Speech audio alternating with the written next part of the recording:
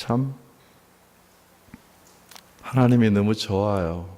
우리의 갈 길을 밤에는 구름으로, 밤에는 불로, 낮에는 구름으로 우리 갈 길을 장막 칠 곳을 인도하신 하나님 참 좋습니다. 저는 오늘 모세의 중복 기도를 준비하다가 자꾸 그 앞에 있는 본문에 자꾸 마음을 주셔서 그 앞에 있는 본문 가지고 말씀을 드리려고 합니다. 회중 앞에서 엎드린 자의 능력. 뭐 엎드린 게 뭔 능력이 있겠어요? 아무것도 안 하고 그냥 엎드려 있는데. 굉장히 이게 역설적인 얘기죠. 엎드린 자의 능력. 엎드려 있는데 능력이 있다는 거예요. 왜 그렇게 말씀하시는지 한번 들어보시죠. 혹시 저는 이걸 인생의 늪이라고 부르는데 모든 사람들이 행복한데 참 나만 불행하게 살고 있구나 이런 느낌 가져보신 적 있으세요? 모든 사람은 웃고 음식점으로 다니면서 여행하면서 즐기고 있는데 나는 흑암 중에 슬픔 중에 있구나. 손에 손을 잡고 웃으면서 좋은 소리 있고 참으로 다니는데 나는 홀로 고독하고 초라한 옷을 입고 이렇게 있구나. 하던 모든 일이 의미가 없어지면서 모래시계에서 모래가 빠져나가듯이 내 몸과 내 삶에서 모든 삶의 의미가 빠져나가고 자신은 연기처럼 팔랑팔랑 거리다가 사라질 것만 같은 그런 어두움과 허무감, 그런 좌절감, 저는 이것을 인생의 늪이라고 그렇게 명명해 봅니다. 혹시 여러분들 인생의 늪에 빠져보신 경험이 있으세요? 이런 경험 속에서 억지로 얼굴에 웃음을 짓고 화장을 하고 참 그러고 웃는 것 같지만 속은 참 그게 아니지요. 전혀 다르지요. 그런데 모든 사람이 웃는 것 같지만 인생의 진실은 그 웃고 있는 사람들, 그 사람들 속에도 감정의 문을 열고 한 걸음만 들어가 보면 그 안에도 눈물이 고여 있다고 하는 것은 진실이 아닐까요? 이런 인생의 늪에 빠졌을 때에 우리가 어떻게 해야 됩니까? 왜 인생의 늪에 빠지고 그리고 그 인생의 늪에서 우리가 무엇을 할 것인가?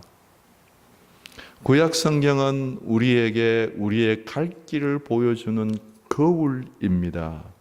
고린도전서 10장 16절 이하에 쭉 보면 이런 일들, 즉 민수기에 기록된 이런 일들은 우리의 본보기가 되고 말세를 맞는 우리들을 깨닫게 하기 위하여서 깨우치기 위해서 기록했다. 이게 우리의 거울이라는, 우리 신앙생활의 거울이라고 그렇게 말씀을 하고 계십니다.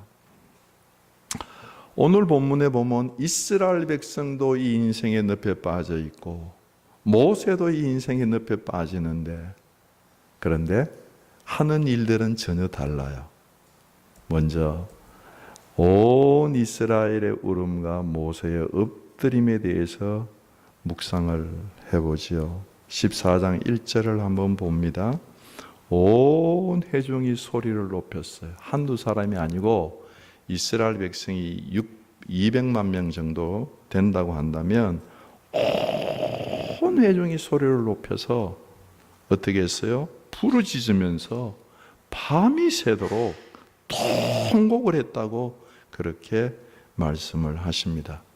저희 옆집에 조그만 유치원이 있는데 애들이 자주 울어요.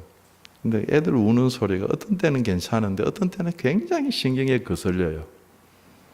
뭐 애들이 잠깐 우는 것도 그 정도 거슬리는데 밤새도록 광야에서 그 많은 백성들이 통곡을 하면서 어른들이 울어제낄 때 모세가 진중 자기 장막에서 그 소리를 들으면서 마음이 깨어졌을까?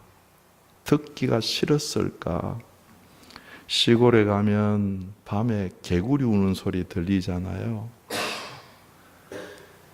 참 시끄러워요. 밤새도록 울면서 2절 이하에 보면 뭐라고 통곡하느냐? 5가지입니다. 모세를 원망했어. 원망하는 통곡입니다. 회개하는 통곡이 아니라 원망합니다. 그리고 자꾸 죽었다는 말이 굉장히 많이 나옵니다. 그러죠? 사람이 정말 극단적인 어떤 어려움, 이런 늪에 빠지면 죽고 싶은 생각이 들잖아요. 모세도 그랬잖아요. 즉시 나를 죽여달라고 그랬는데, 이 백성들도 14장 2절에 보면 온 회중이 그에게 이르되 우리가 애굽 땅에서 죽었으면 좋겠다. 우리가 이 광야 땅에서 죽었으면 좋겠다. 하나님이 어떻게 우리를 인도해서 저 가나안 땅으로 가면서 그 칼에 죽게 하냐? 하나님이 우리를 칼에 죽는 곳으로 인도하고 있다. 우리 처자들이 사로잡힐 것이다. 우리 애굽으로 돌아가자. 그 소리를 밤새 듣는 거예요. 죽고 싶다, 죽었다, 칼에 쓰러진다, 우리가 처자들이 사로잡힌다, 우리가 옛날로 돌아가자. 이런 언어들은 자기를 파괴하는 언어입니다. 이런 언어들은 자기의 운명을 망하게 하는 예언적인 언어예요. 이런 자기 파괴적이고 자신의 운명을 예언하는, 망하게 예언하는 이런 언어들은 우리의 입술에 올리지 말아야 합니다. 그 이유는 민수기 14장 27절, 28절에 보면 하나님이 말씀하세요. 얘들아, 너희들 죽고 싶다고 광야에서 내가 너희들이 한 말 그대로 내 귀에 들린 대로 내가 너희에게 행할 것이다. 그리고 하나님이 그렇게 하시겠다고 맹세를 하세요. 두렵지 않아요? 미국에서 감옥에 들어온 사람들을 조사를 했습니다. 그랬더니 90% 이상이 그 감옥에 들어온 사람들이 자라면서 부모에게 꾸지람 들을 때에 이 자식 너는 커서 감옥에 갈 놈이야 하는 소리를 듣고 자랐다는 거예요. 90% 이상. 자기 파괴적인 언어, 자기의 운명을 파괴하는 예언적인 언어, 이런 언어들은 버려야 하는데 이스라엘 백성들이 늪에 빠져서 밤새도록 울면서 원망하는 자기 파괴적인 언어를 쏟아내고 있습니다. 진중에서 일어나는 그 통곡하고 자기를 원망하는 소리를 밤새도록 파괴적이고 자기를 망하게 하는 예언적인 언어를, 악한 언어를 밤새도록 모세가 들었을 때 모세의 마음도 억장이 무너진다고 하잖아요. 아마 그렇게 되었을 거예요. 유리가 깨지듯이 산산조각으로 자기의 마음과 심령과 영혼이 참담하게, 모세도 그런 인생의 늪에 빠지는 것을 경험했을 것입니다. 백성이 그렇게 울다가 그치는 것이 아니라, 울다가 자기 스스로 이제 감정을 추스리는 게 아니라 울다가 이제는 아주 조직적으로 행동을 보입니다. 4절입니다. 이에 서로 말을 합니다. 우리가 한 지휘관을 세우고 애굽으로 돌아가자. 왕이 있는데 왕을 세우는 것은 구테타예요. 반란이에요. 하극상이에요. 하나님이 세우신 지도자가 있는데 또 다른 지도자를 세우고 하나님이 인도하시려고 하는 가나안 땅으로 가다가 포기하고 애굽으로 돌아가자. 이거는 구테타예요. 반역이에요. 반란이에요. 아주 조직적인. 200만 명이 밤새도록 울 때 군중심리 집단 최면이라고 얘기하죠. 아마 거기에 빠져서 자기 정신들을 잊어버린 그런 상태가 돼서 일어나라. 우리가 지도서 세우고 애굽으로 돌아가자. 그리고 막 일어나서 조직적으로 반역을 합니다. 그럴 때 모세가 어떻게 합니까? 14장 5절에 보면 모세와 아론이 이스라엘 온 회중 앞에 엎드린지라. 모세가 엎드린 건 이스라엘 백성에게 절하는 것입니까? 아니면 회중 앞에서 엎드려서 하나님께 절하고 있는 것이겠습니까? 저는 이스라엘 백성 앞에 절하는 것이 아니라, 그러면 그건 우상이죠. 하나님께 엎드려서 하나님을 절하고 있다고 그렇게 해석을 합니다. 오늘 모세가 자기의 감정을 드러내는 말이 한마디도 없어요. 침묵이에요. 침묵. 변명도 없어요. 그냥 엎드려 있어요. 침묵은 정말 무거운 언어예요. 모세의 침묵 속에 우리의 마음이 더 울리는 것을 경험합니다. 원망하면서 파도처럼 쏟아져 나오는 군중들 앞에서, 집단 체면에 걸려서 쏟아져 나오는 군중들 앞에 엎드려서 오체투지를 얘기하는 겁니다. 팔을 벌리고 다리를 벌리고 엎드려서. 여러분, 그림이 그려지세요? 이런 모세를 보고 있는 여호수아와 갈렙의 마음이 정말 중심으로 뜨거워지면서 충성하는 말로 쏟아져 나오는 말이 6절부터 9절까지입니다. 여호수아와 여분네의 아들 갈렙이 자기의 옷을 찢으면서 말을 하되, 우리가 정탐한 그 땅은 심히 아름다운 땅이다. 정말 하나님이 허락하신 젖과 꿀이 흐르는 땅이니까 하나님이 우리를 기뻐하시면 우리를 인도하여서 과연 이 젖과 꿀이 흐르는 땅으로 우리를 인도하여 가시리라. 여러분 백성들, 여호와를 거역하지 마십시오. 그 땅의 백성들을 두려워하지 마십시오. 그들은 우리의 먹이입니다. 옛날 개역 성경에는 우리의 밥이라 이렇게 기록되어 있습니다. 밥 먹고 살지요. 우리의 밥입니다. 그들의 보호자는 그들을 떠났고 여호와는 우리와 함께 하시니라. 그러니 그들을 두려워하지 말라.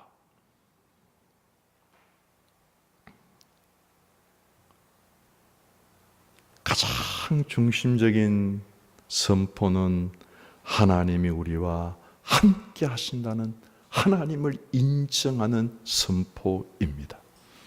가장 중요한 전제는 여호와께서 우리를 기뻐하시며. 그런데 이 울고 애굽으로 돌아가자고 하는 이 백성들이 하나님이 기뻐하실 수 있는 백성입니까? 울다가 이 백성들이 돌멩이를 잡고 이 여호수아와 갈렙이 하는 말을 들으면서 더욱 원망하는데 불을 질렀어요. 그리고 돌멩이를 들어서 온 회중이 그를 치려고 했습니다.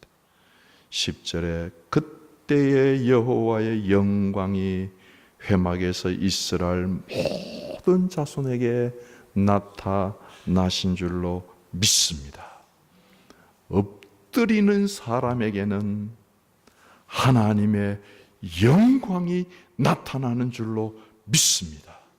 목숨을 걸고 엎드려서 있는 사람에게는 반드시 필요한 때에 가장 정확한 시간에 하나님의 영광이 나타납니다.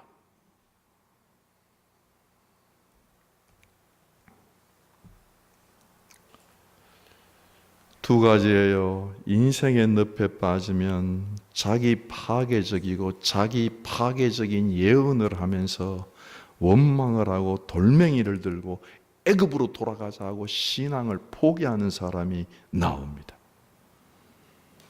인생의 늪에 빠져도 모세와 여호수아와 갈렙처럼 하나님 앞에 엎드려서 신앙의 고백을 하는 사람이 나옵니다. 이런 사람들은 하나님의 영광을 보게 되는 줄로 믿습니다. 두 번째로, 왜 온 이스라엘 그리고 모세는 이렇게 다른 반응을 보이게 되었을까? 온 이스라엘과 모세는 똑같은 상황에서, 똑같은 환경에서, 똑같은 운명에서 똑같이 걸어오면서 함께 하고 있는 거예요. 환경이 다른 게 아니에요. 똑같은 환경, 똑같은 여건 속에서 어떻게 이렇게 전혀 다른 반응을 보이는가? 백성들은 원망하면서 죽겠다, 애굽에서 죽겠다, 광야에서 죽겠다, 하나님 우리를 칼로 쳐 죽인다, 우리 자식들 죽인다, 우리 애굽으로 돌아가자, 하극상을 일으키는데 모세는 그들을 침묵하며 기도하면서 막아서면서 하나님의 영광을 보이는 데까지 이르게 됩니다. 왜 이렇게 다른 반응을 보일까요? 그 이유는 한마디로 정리하면 이스라엘 눈에 보이는 것이 민수기 13장 33절이에요. 눈으로 한번 보시죠. 헤브론에서 아낙 자손을 만났는데 그들이 거인이었어요. 그들이 거인이라서 거인 앞에서 자기들을 바라보니까 자기들은 메뚜기 같았어. 우리가 봐도 거인들 앞에서 메뚜기 같은데 아낙조선이 우리를 볼 때도, 그들이 우리를 볼 때도 우리를 메뚜기처럼 봤을 것이다. 이스라엘 눈에는 하나님이 보이지 아니하고 거인과 그리고 자기만 보였어. 모세와 여호수아와 아론의 눈에 보이는 것은 14장 9절에 보면 아낙 자손도 보이고 울부짖는 이스라엘 백성도 보이지만 모세를 점령하고 모세에게 보이는 것은 하나님으로 충만하게 보였어. 하나님이 보였어. 현실 문제 속에서도 하나님이 보였어. 그리고 그 아낙 자손 거인들은 내 밥이다, 내 음식이다, 내 먹잇감이다. 사랑하는 성도 여러분, 이거예요. 늘 우리가 인생을 살아가면서 현실에 어떤 문제가 보이면 현실 문제만 보이는 거. 그리고 그 현실 문제 앞에 자기의 무능력함만 메뚜기 같은 자기만 보이는 거. 인생의 근본적인 늪에 빠지는 이유는 하나님이 보이지 않을 때입니다.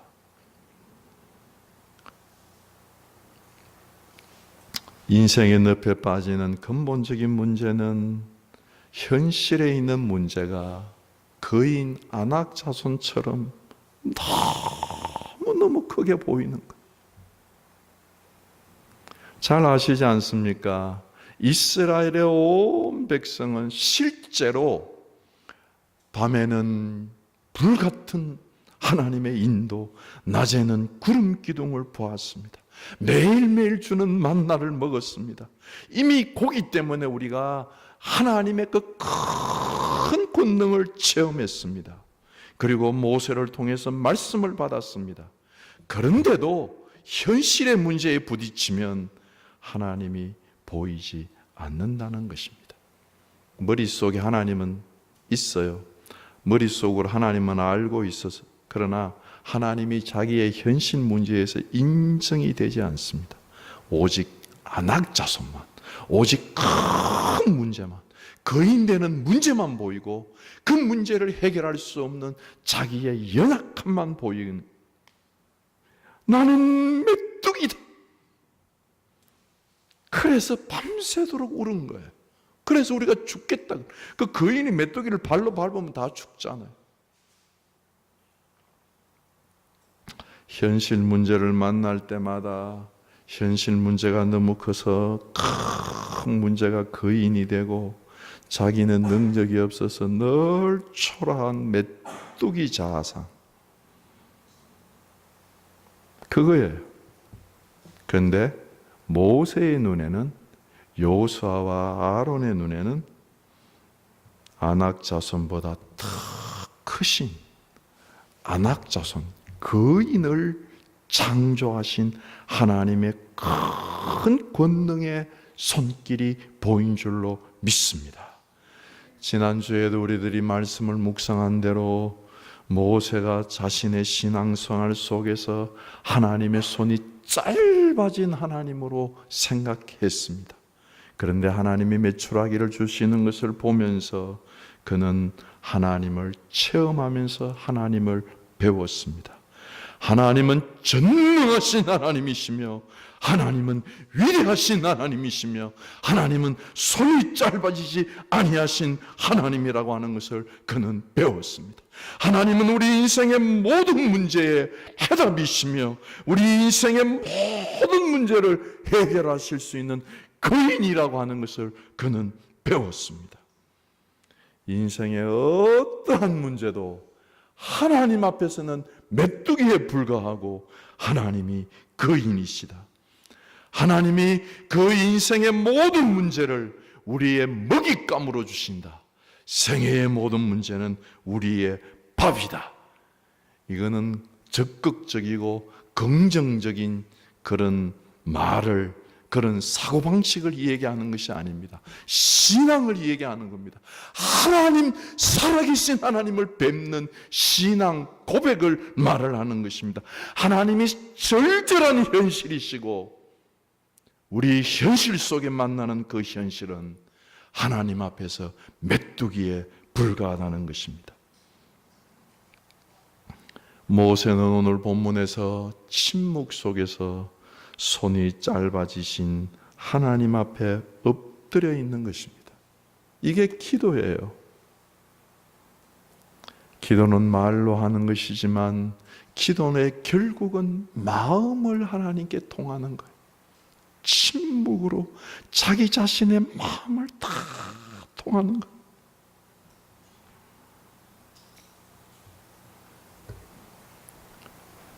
(14장 9절) 그들을 두려워하지 마라. 그들 거인들은 우리의 밥이다. 우리의 먹이다.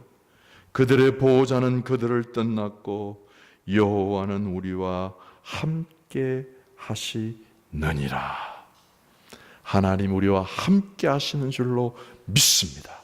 이 하나님을 현실적으로 바라보시기를 주의 이름으로 축원합니다. 우리는 이 땅에서 믿음에서 믿음으로 사는 사람들입니다. 믿음은 하나님을 늘 인정하는 것입니다.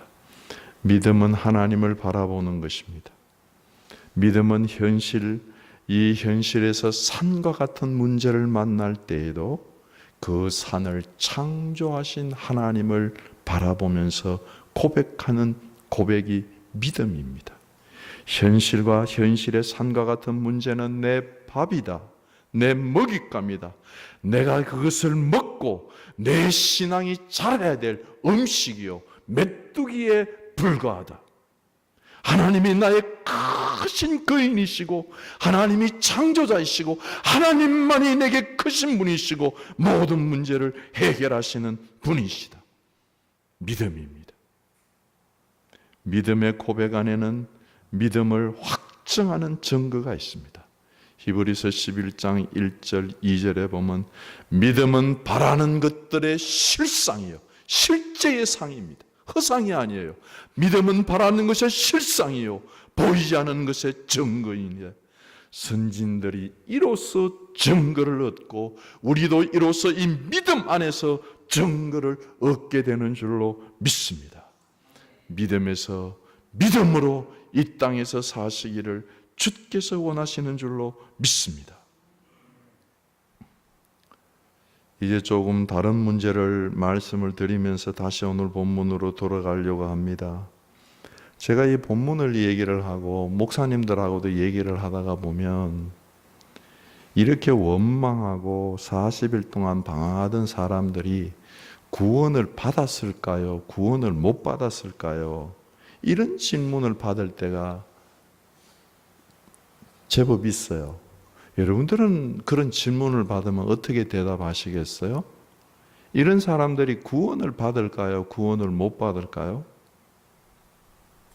그러면 가나안 땅에 못 들어갔으니까 구원을 못 받았다 이렇게 혹시 말씀을 하신다고 하면 모세는 가나안 땅에 들어갔습니까?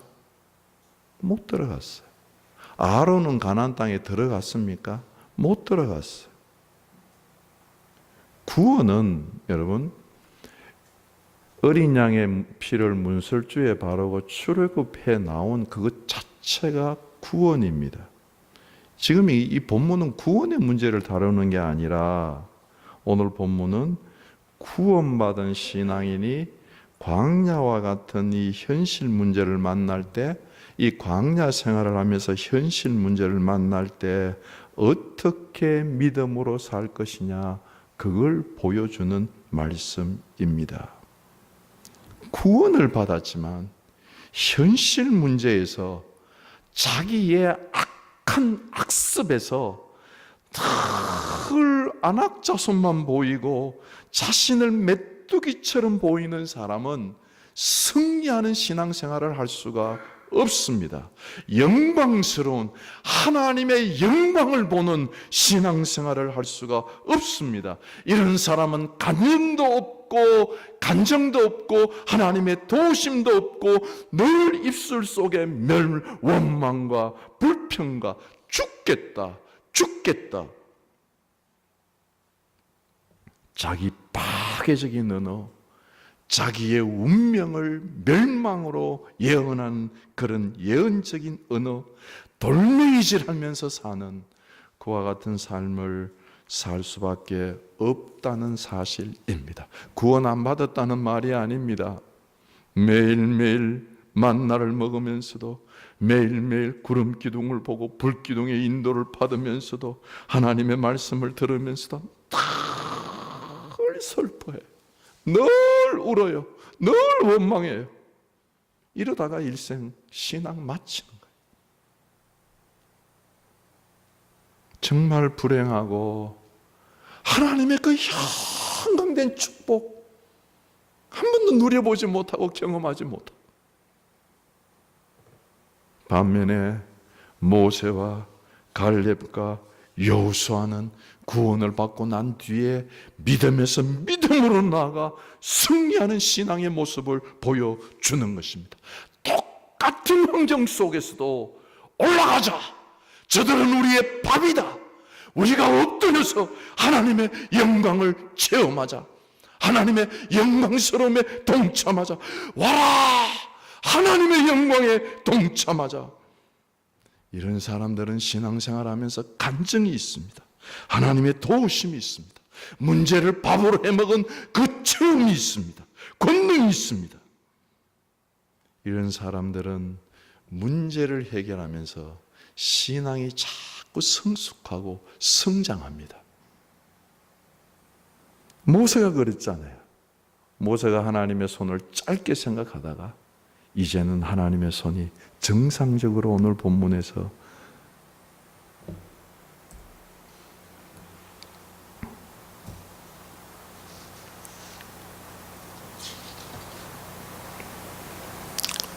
하나님이, 이건 구원의 문제를 얘기하는 게 아니에요. 구원받고 난 뒤에 광야 같은 삶을 살면서 우리의 현실에 어떻게 반응을, 우리가 나를 구원하신 그 하나님을 내 현실 속에서 어떻게 인정하고 살 거냐.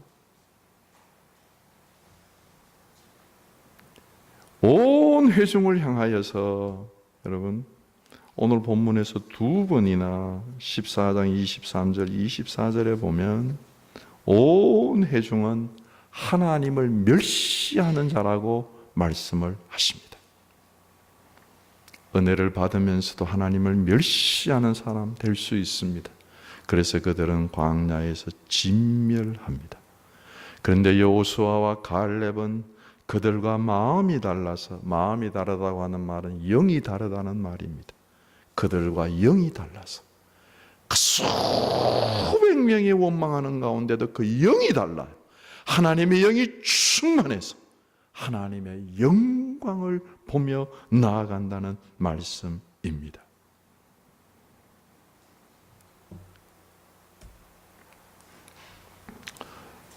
시간이 없어서 마지막으로 세 번째 모세의 중복 기도를 간결하게 말씀을 드리려고 합니다.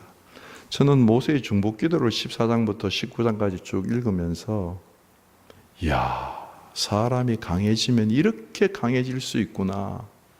저는 깜짝 놀랐어요. 왜요? 하나님조차 포기하셨어요. 하나님조차 이 백성들 싹 한 사람 죽이시듯이 전염병으로 싹 진멸하고 너로 새로 시작하겠다. 하나님도 포기하셨어요. 근데 모세가 하나님을 설득합니다.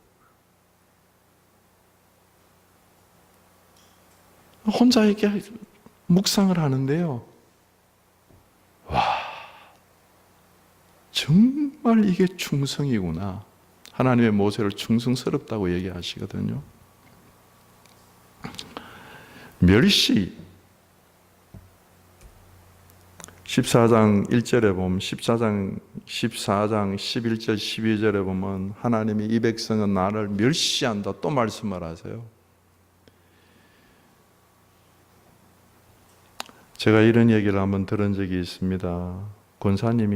한 권사님이 시장을 가시는데 옆방에 있는 새댁이 권사님 오징어채로 제가 기억이 돼. 하도 오래전에 제가 들어서 오징어채 좀 사주세요 하고 돈을 맡겨서 오징어채를 사가지고 왔어요. 새댁 여기 있어 그랬더니 새댁이 오징어채를 받으면서 눈을 싹 굴리면서 권사님 제가 준 돈 액수대로 정확하게 사오신 거예요? 싹 눈을 굴리는데 이건 좀 떼먹었다는 얘기예요. 근데 권사님 마음이 너무너무 자기가 그게 막 불쾌하고 멸시당하는 느낌. 여러분 멸시당하는 느낌 가져보셨어요?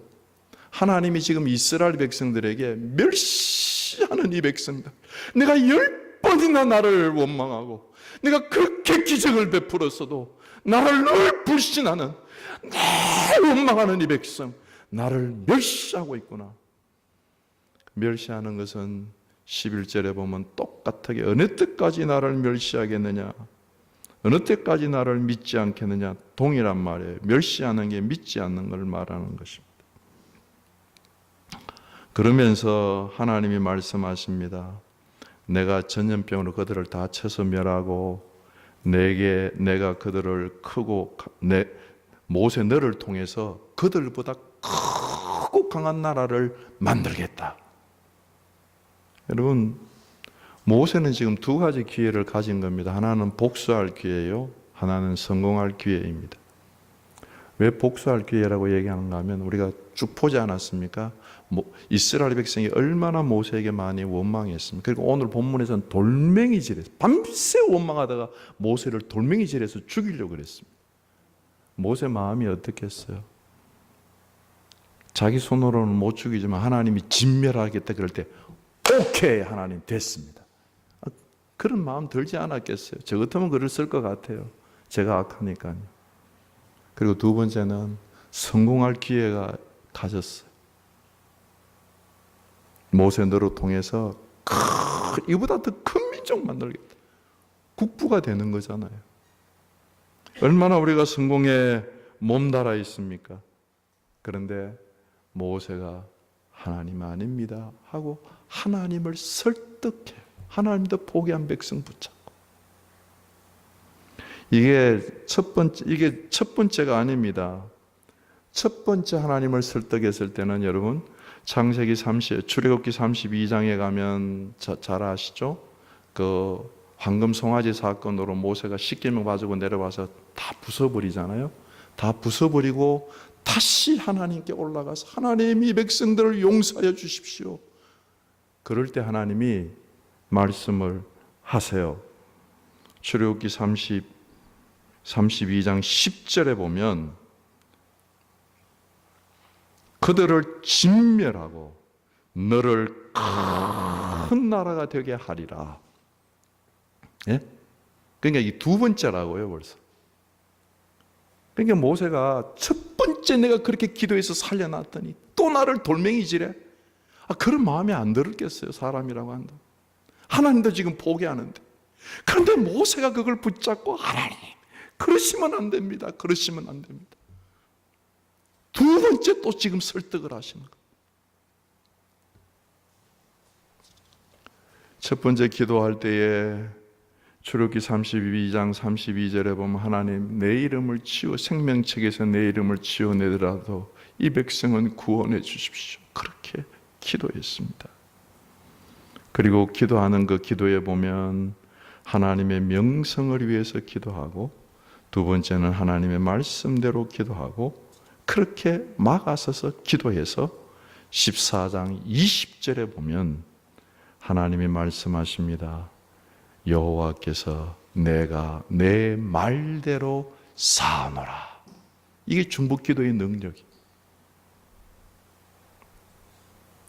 그리고 21절 이하에 쭉 읽어보면 죄는 사하지만 그들은 나를 멸시한 그 백성들은 한 사람도 갈렙과 여호수아 빼고는 가나안 땅에 들어오지 못한다. 그들이 이제 40년 동안 방황하면서 이 광야에서 진멸할 것이다. 그렇게 말씀을 하십니다. 꼭 기억을 하세요. 죄를 용서받는 것이 모든 문제의 끝은 아니에요. 죄는 용서받지만 잘못한 것에 대한 징계는 있다는 사실입니다. 죄 짓고 하나님 앞에 회개하면 되지. 그 간단한 문제가 아니에요. 죄를 짓고 나면 용서는 하세요. 용서는 하지만 그 죄의 값은 치러야 될 때가 있습니다. 인격적으로 치러야 되고요. 그 원망한 그 세월 시간 소비한 것에 대한 값을 치러야 되고요. 값을 치러야 합니다.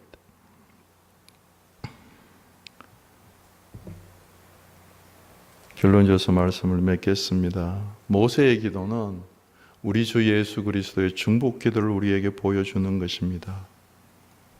예수 그리스도는 오늘 이 아침에도 모세처럼 우리를 향하여서 하나님도 포기하려고 하는 우리를 향하여서 중보 기도하면서 하나님의 영광을 보여주면서 하나님, 이 백성 제가 피 흘려 구원한 백성입니다. 살려주십시오. 그래서 우리가 오늘도 살아있는 줄로 믿습니다. 그렇다고 한다면 우리도 인생의 늪에 빠질 때에 모세처럼 우리 주 예수 그리스도처럼 정말 엎드려서 하나님을 인정하고 하나님의 영광을 바라보고 이 영광에서 영광으로 승리하는 귀한 삶을 사시기를 주의 이름으로 축원합니다. 기도하시겠습니다. 말씀을 생각하시면서 함께 기도하시면서 나아갑니다. 다 같이 기도하시겠습니다. 거룩하신 아버지 하나님, 거룩하신 아버지 하나님, 우리도 엎드려서 생애에 문제가 있을 때마다 엎드려 하나님의 영광을 볼 수 있게 인도하여 주시옵소서. 하나님의 영광을 보는 백성들이 되게 하여 주옵소서. 믿음으로 하나님을 인정하는 말을 하게 하여 주시옵소서. 믿음으로 하나님을 주여 높이는 말을 할 수 있게 인도하여 주시옵소서. 믿음으로 하나님 우리와 함께 계신다고 외칠 수 있게 인도하여 주시옵소서.